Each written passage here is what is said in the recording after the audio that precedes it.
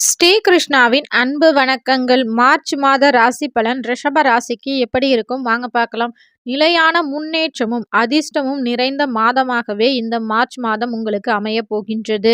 பணியிடத்தில் உங்கள் தலைமைத்துவம் திறன்கள் அங்கீகரிக்கப்படும். புதிய பொறுப்புகள் அல்லது பதவி உயர்வு கிடைக்க வாய்ப்புள்ளது.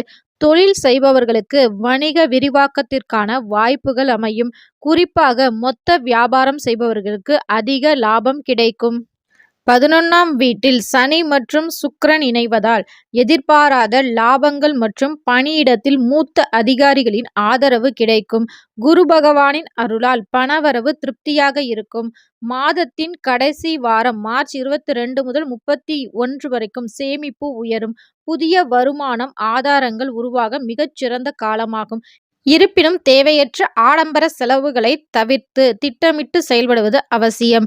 குடும்ப உறுப்பினர்களிடையே ஒற்றுமை நிலவும். உங்கள் முடிவுகளுக்கு குடும்பத்தினர் முழு ஆதரவு அளிப்பார்கள். காதல் விவகாரங்களில் இந்த மாதம் மிகவும் சாதகமானது. திருமண முயற்சிகள் கைகூடும்.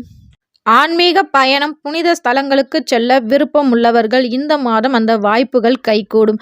ஆரோக்கியத்தை பொறுத்தவரை பொதுவாக சீராக இருக்கும். சூரியனின் பலத்தால் உடலில் அதீத ஆற்றலும் சுறுசுறுப்பும் இருக்கும்.